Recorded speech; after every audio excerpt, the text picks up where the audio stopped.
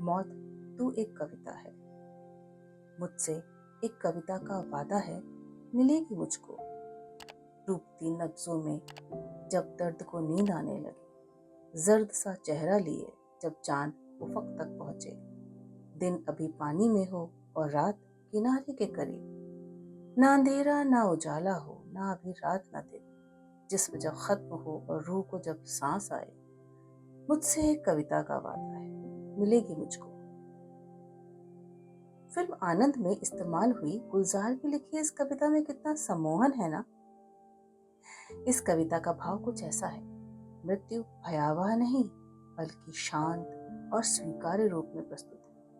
कवि मृत्यु को एक ऐसी कविता के रूप में देखता है जो अनंत शांति और सुंदरता की ओर ले जाती है। यह मृत्यु और जीवन के बीच के गहरे संतुलन को दर्शाती है। आपको मृत्यु, डेथ और उससे जुड़े विषयों पर आधारित कुछ विश्व प्रसिद्ध बेस्टसेलर किताबों के बारे में बताती चलती हूँ, जो फिक्शन, नॉन फिक्शन और दार्शनिक आदि दृष्टिकोणों को समेटे हुए हैं। फिक्शन में आप पढ़ सकते हैं मार्कस जुजाक की द बुक थीफ। यह कहानी मृत्यु के दृष्टिकोण से लिखी गई नाजी जर्मनी के समय की है, जो मानवता और मृत्यु के प्रभाव को दर्शाती है।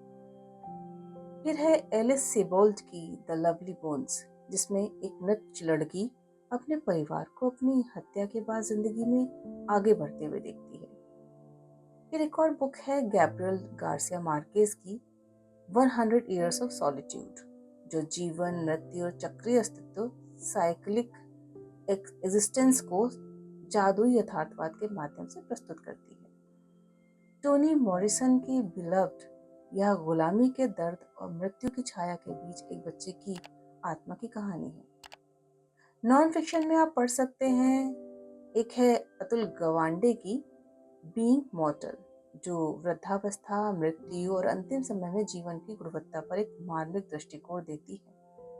अर्नेस्ट बेकर की द डिनायल ऑफ डेथ अगली किताब है, जो मनोवैज्ञानिक और दार्शनिक दृष्टिकोण से मृत्यु के साथ मानव का संघर्ष बताती है।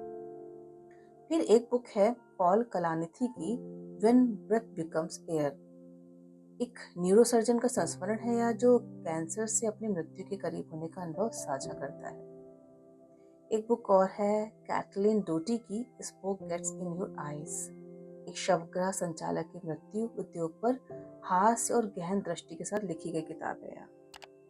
फिर एक और किताब है मिच एल्बम की ट्यूसडेज विद मॉरी में, इसमें एक प्रोफेसर है जो मृत्यु के निकट है और जीवन के गहरे सबक अपने छात्रों को सिखाता है। वहीं कुछ दार्शनिक और आध्यात्मिक किताबें भी हैं। एक है कर्मा लिंगपा की तिब्बती मृतकों की पुस्तक the Tibetan book of the dead. यह बौद्ध धर्म में मृत्यु और पुनर्जन्म को समझने में एक मार्गदर्शक है। फिर है एक लियो टॉल्स्टॉय की दी डेथ ऑफ इवान इलिच, मृत्यु की अनिवार्यता और उसके अस्तित्ववादी महत्व पर एक छोटी कहानी है ये। फिर एक और है मार्कस ऑरेलियस की मेडिटेशंस, मृत्यु और अर्थपूर्ण जीवन को लेकर स्टोइक चिंतन पर आधारित है। एक और है जोआन हैलिफैक्स की death the end of self improvement, मृत्यु को बौद्ध और समाजशास्त्रीय दृष्टिकोण से समझने का प्रयास है इसमें। ये किताबें मृत्यु के विभिन्न पहलुओं, दर्शन, भावना, सांस्कृतिक परंपरा और मानवीय स्थिति पर गहरी समझ प्रदान करती हैं। मृत्यु और उससे जुड़े विषयों पर आधारित कुछ प्रमुख हिंदी किताबें भी हैं जो ऐसे हैं। अगर उपन्यास और कथा साहित्य पढ़ना चाहते हैं तो प्रेमचंद का निर्मला उपन्यास में मृत्यु, सामाजिक कुरीतियों, दुखद परिणति का एक महत्वपूर्ण तत्व है। शिवाजी सावंत का मृत्युंजय उपन्यास कर्ण के जीवन पर आधारित है, जिसमें उनकी मृत्यु को गहराई और दार्शनिक दृष्टि से दर्शाया गया है। हरिशंकर परसाई की यमराज की दिशा एक व्यंग्यात्मक रचना है, जो मृत्यु और उसके सामाजिक पहलू पर गहराई से प्रकाश डालती है। ऐसी ही एक है भीष्म साहनी के विभाजन की त्रासदी पर आधारित उपन्यास तमस, जिसमें मृत्यु, हिंसा और मानवता के संघर्ष को दर्शाया गया है।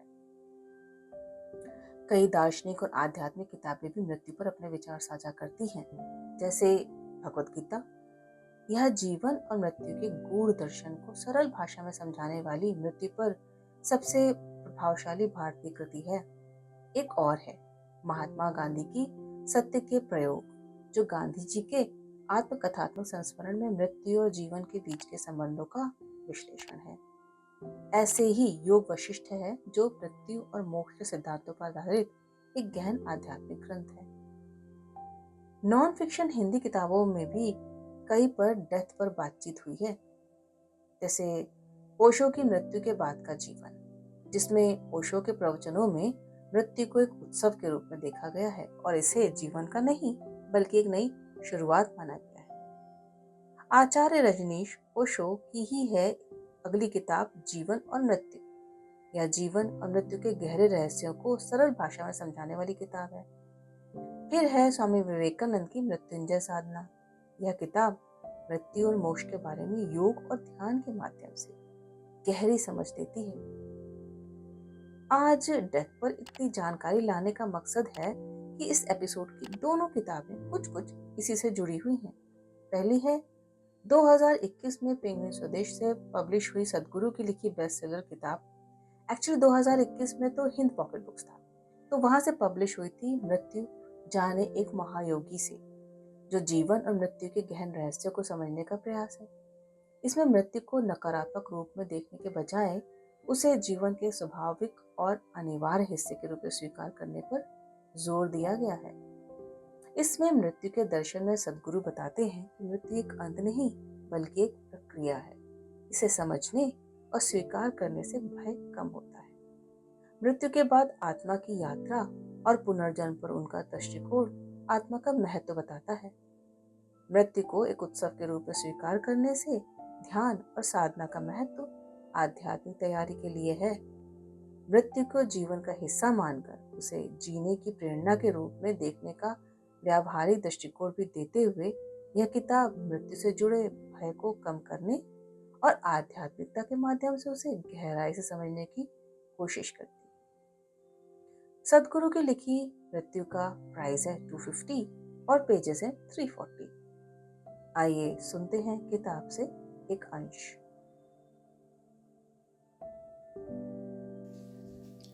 पेज 97, अगले आयाम की तलाश। लोग यह सवाल पूछते हैं, यदि मेरा जीवन अच्छा चल रहा है तो इसे अंतहीन रूप से जारी क्यों ना रखा जाए? हम सब कुछ की और तलाश क्यों करें? अब यह है इसलिए नहीं कि आपसे और उससे पीड़ा सह रहे हैं तो आगे बढ़ना चाहते हैं। प्राणी की प्रकृति ही ऐसी है कि अगले आयाम या अंतिम आयाम तक जाना चाहता है। यह इस तरह है कि आपके पैदा होने के बाद आप चलना सीखते हैं और यह उस समय आपके लिए सबसे रोमांचक होता है। और फिर आप बड़े हुए, उसके बाद आपकी शादी हुई, आपने पैसे कमाए, बच्चे पैदा किए और आप मर गए। और आप फिर से पैदा हुए, फिर से आप चलने को लेकर और साइकिल चलाने को लेकर उत्साहित थे। और फिर से आपने अपनी प्रेमिका से मिले और आप बहुत खुश थे। और आप फिर से निराशा हाथ लगी जब आप फिर से शादी कर ली। यह बार बार हो रहा है। मान लीजिए कि आपको वास्तव में इस चीज़ का एहसास हो जाता है, इसलिए नहीं कि आपको किसी ने बताया, बल्कि इसलिए कि वास्तव में आपने देखा कि आप ऐसा हजारों बार कर चुके हैं और अभी भी उसी प्रक्रिया से बार बार गुजर रहे हैं।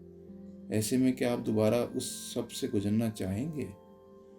लोगों के अच्छे जीवन यापन के बारे में उन्हें लगता है कि अगर उनकी शादी हो गई, अगर उनके पास एक घर और बच्चे हैं और अगर उनके पास बैंक में बहुत सारा पैसा है तो वे अच्छी तरह से जी रहे हैं। लेकिन ऐसा नहीं है। अच्छी तरह जीने का अर्थ है कि आपने जीवन के सभी पहलुओं को समझ लिया है। अगर अपने जीवन के बारे में जानने के योग्य सब कुछ जान लिया है तो आपने स्मृति के उन बुलबुलों को फोड़ दिया है जिनमें आप इन विभिन्न घटनाओं को इकट्ठा कर रहे थे।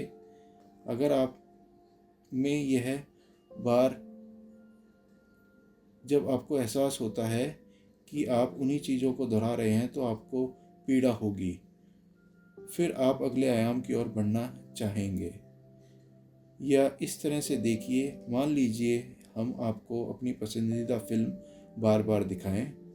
अगले 1 महीने के लिए प्रतिदिन दिन में 7 बार, आखिर यह बहुत ही अच्छी फिल्म है और आपको सबसे ज़्यादा पसंद भी है। जब आप इससे पहले 5 या 10 बार देखेंगे तो आप भावुक होकर रोएंगे, जब तक कि आपको पूरी तरह से ज्ञान ना हो जाए कि यह तो प्रकाश और ध्वनि का एक खेल मात्र है। जब आप इसमें लिप्त होना बंद कर देंगे और आप आराम से बैठकर इसकी ओर देखेंगे, मान लीजिए इसके अलावा मैं आपको प्रोजेक्टर के कमरे में ले भी जाता हूँ और आपके अंदर पूरी तरह से बैठ जाता हूँ, तो यह सारा तो बस 2 चक्कों और बिजली का बल्ब का खेल मात्र है। तो आपको यह विस्मित कर देगा जो आपके भीतर इतनी भावनाएं पैदा कर रहा है और आपको इस सब पर विश्वास करने के लिए मजबूर कर रहा है। तब आप फिर भी एक फिल्म का आनंद उठा सकते हैं, लेकिन अब आप उसमें लिप्त नहीं होंगे। अगले आयाम की ओर बढ़ने की लालसा अति आवश्यक तब हो जाती है जब आप पीछे देखते हैं और आपको एहसास होता है कि आप उसी फिल्म में लंबे समय तक उलझे हुए हैं। मौजूदा आयाम यह और वह के बारे में है, उसकी वर्तमान मानसिक अवस्था के में इस समय यह और वह और वह और वह आकर्षक पैदा कर रहा है, लेकिन अगला आयाम केवल यह और केवल यह है। जो अभी कई लग रहा है वह सब एक बन जाएगा। हो सकता है कि आपको यह आकर्षक ना लगे, क्योंकि आप केवल उसी आयाम में सोच, समझ, महसूस और आगे प्रक्षेपित कर सकते हैं जहां आप हैं। लेकिन यह कि इसी तरह इतनी जल्दी आपको एहसास हो जाता है कि आप कब से उसी आयाम में अटके हैं, उतना ही अधिक आपको उससे परे जाने की लालसा होगी। तब तक यह आपको नीरस लगेगा। आज की जो अगली किताब है वो है सलमान रुश्दी की लेटेस्ट किताब चाकू, जो 2024 में ही पेंगुइन स्वदेश से पब्लिश हुई। चाकू अंग्रेजी में द नाइफ का हिंदी अनुवाद है, जिसे मंजीत ठाकुर ने किया है। और यह सलमान रुश्दी का एक ऐसा संस्मरण है जिसमें उन्होंने 2022 में उन पर हुए जानलेवा हमले के बाद खुद पर जो भी गुजरी उसको प्रस्तुत किया है। अंतर्राष्ट्रीय स्तर पर प्रसिद्ध लेखक और बुकर प्राइज विजेता सलमान रुश्दी की ओर से उनके खिलाफ दिए गए फतवे के 30 साल बाद उनकी जान लेने की एक निर्दयी कोशिश को लेकर यह असल में एक मर्मभेदी निजी ब्यौरा ही है जो अपने पाठकों को बांध कर रखता है। सलमान रुश्दी के चाकू का प्राइस है 399 और पेजेस हैं 340। आइए सुनते हैं किताब से एक अंश। मुझे जरा भी अंदाजा नहीं था जब मुझे चांद की दाहिनी आंख को घायल करने वाले अंतरिक्षयान की छवि याद आई कि अगली सुबह मेरी खुद की दाहिनी आंख के साथ क्या होने वाला है। अब मैं पलटकर उस प्रसन्न व्यक्ति को देखता हूं जो कि मैं था जब वह अगस्त की उस गुरुवार की गर्मियों की चांदनी में भीगा हुआ खड़ा था। वह खुश है क्योंकि दृश्य सुंदर है, क्योंकि वह प्यार में है और क्योंकि उसका उपन्यास पूरा हो गया है। उसने आखिरी मसौदा ठीक कर दिया है और उसके शुरुआती पाठक इससे उत्साहित हैं। उसकी जिंदगी मजे में है, लेकिन हम जानते हैं वो क्या नहीं जानता। हम जानते हैं कि झील के किनारे खड़ा वह प्रसन्न व्यक्ति घातक खतरे की जद में है। उसे इसका जरा भी इल्म नहीं है। इसकी वजह से उसे लेकर हमारा डर ज्यादा गहरा हो जाता है। यह साहित्यिक उपकरण है जिसे पूर्वाभास के नाम से जाना जाता है। इसका सबसे प्रसिद्ध उदाहरण 100 Years of Solitude की जानी मानी शुरुआत है। कई साल बाद जब उसे फायरिंग दस्ते का सामना करना पड़ा, जब हम पाठक के रूप में जानते हैं कि पात्र क्या नहीं जानता, तो हम उसे चेतावनी देना चाहते हैं। भागो एनी फ्रैंक, वे लोग कल तुम्हारे छिपने की जगह खोज निकालेंगे। जैसे ही मैं उस आखिरी बेपरवाह रात के बारे में सोचता हूँ, भविष्य की छाया मेरी स्मृति पर पड़ती है, लेकिन मैं खुद को चेतावनी नहीं दे सकता। उसके लिए बहुत देर हो चुकी है। मैं सिर्फ उसकी कहानी सुना सकता हूँ। यहाँ वह शख्स अकेला अंधेरे में खड़ा है और वह उस खतरे से अनजान है जो उसके इतना नजदीक आ चुका है। यहाँ एक व्यक्ति है जो सोने जा रहा है, अगली भोर में उसका जीवन बदल जाएगा। इस बेचारे मासूम आदमी को कुछ नहीं पता, यह तो सो चुका है, यह सोया है और भविष्य दौड़ के उसके पास आ गया है। सिवाय इसके कि अजीबोगरीब तरीके से वाकई अतीत की वापसी हो रही है। मेरा अपना अतीत दौड़कर मेरी तरफ आ रहा है। वह कोई सपने वाला ग्लेडिएटर नहीं है, बल्कि चाकू पकड़े एक नकाबपोश आदमी है जो 3 दशक पहले दिए मौत के फतवे को अंजाम देने की कोशिश कर रहा है। मृत्यु के बाद हम सभी बीते कल के लोग हो जाते हैं। हम हमेशा के लिए भूतकाल के बंधन में बंधे हैं। यही वह पिंजरा है जिसमें चाकू मुझे डाल देना चाहता है। नहीं, भविष्य नहीं, बदल चुका अतीत मुझे समय में पीछे खींचने की कोशिश कर रहा। मैंने संघर्ष क्यों नहीं किया? मैं भागा क्यों नहीं? मैं उस बिजुके की तरह वहीं जड़ खड़ा होकर उसको वार करने का मौका देता रहा। क्या मैं इतना कमजोर हूं कि अपनी रक्षा करने का जरा भी प्रयास नहीं कर सका? क्या मैं इतना भाग्यवादी था कि मैं अपने हत्यारे के सामने आत्मसमर्पण करने के लिए तैयार था? मैंने कुछ किया क्यों नहीं? दूसरों, परिवार और दोस्तों ने मेरी तरफ से इस सवाल का जवाब देने की कोशिश की। तुम उस वक्त 75 साल के थे और वो 24 साल का था। तुम उससे लड़ नहीं सकते थे। इससे पहले कि वह तुम तक पहुंचता, तुम शायद उससे पहले भी स्तब्ध रह गए थे। तुम क्या कर सकते थे? वह तुमसे तेज दौड़ सकता था और तुम्हारे पास कोई हथियार भी तो नहीं था। और बार बार हर कोई दोहराता था, ये सिक्योरिटी वाले किधर मर गए थे? मैं वास्तव में नहीं जानता कि क्या सोचना चाहिए था या क्या उत्तर देना चाहिए। कभी कभी मैं संघर्ष कर पाने में अपनी नाकामी की वजह से परेशान ही नहीं, शर्मिंदा भी हो जाता हूँ। बाद में मैं खुद से कहता हूँ, मूर्ख मत बनो। तुम क्या सोचते हो? तुम क्या कर सकते थे? यह मेरे जड़ हो जाने को समझने में उतना ही करीब है जितना मैं समझ सकता हूँ। हिंसा के मारे वास्तविकता और समझने में असमर्थता का अनुभव करते हैं। स्कूल जा रहे बच्चे, सिनेगॉग के उपासकों की एक मंडली, सुपरमार्केट में खरीदार, किसी एम्फी थिएटर के मंच पर मौजूद एक आदमी। ऐसा कहा जा सकता है कि यह सब दुनिया की एक भरोसेमंद तस्वीर का हिस्सा है। विद्यालय शिक्षा का स्थान है। साइनागॉग उपासना स्थल है। सुपरमार्केट खरीदारी की जगह है। मंच प्रदर्शन स्थल है। यही वह फ्रेम है जिसमें वे खुद को देखते हैं। हिंसा ने उस तस्वीर के टुकड़े टुकड़े कर दिए। अचानक वे किसी नियम को भूल गए। क्या कहना है, कैसा बर्ताव करना है, क्या चुनना है, अभी वे किसी चीज की आकृति को नहीं जानते। वास्तविकता विलीन हो जाती है और उसकी जगह समझ से परे वाली चीजें आ जाती हैं। तर्कसंगत विचार पर डर, घबराहट, पक्षाघात हावी हो जाता है। सीधी सोच असंभव हो जाती है क्योंकि हिंसा की मौजूदगी के लोग अब यह नहीं जानते कि सीधी सोच क्या हो सकती है। हम अस्थिर हो जाते हैं, यहाँ तक कि विचित्र भी हो जाते हैं। हमारा दिमाग अब नहीं जानता कि काम कैसे करते हैं। आकर्षक व्यवस्था के बीच उस खूबसूरत सुबह में हिंसा मेरी ओर दौड़ी चली आई और मेरी वास्तविकता किरच किरच होकर टूट गई। शायद यह बहुत हैरत की बात नहीं है कि मेरे पास उपलब्ध कुछ सेकंडों में मुझे नहीं पता था कि मुझे क्या करना है।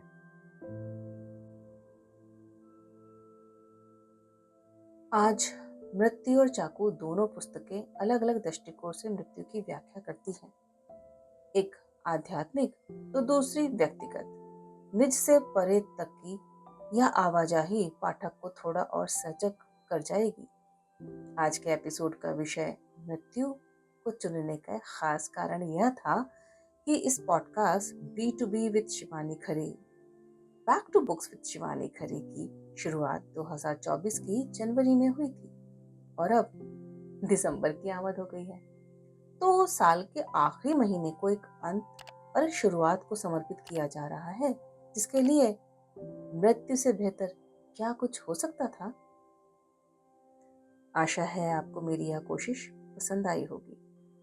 कमेंट बॉक्स में प्लीज बताएं और मेरा हौसला बढ़ाएं। अगले एपिसोड में मिलते हैं एक अलग किताब के साथ। नमस्कार। जय हिंद।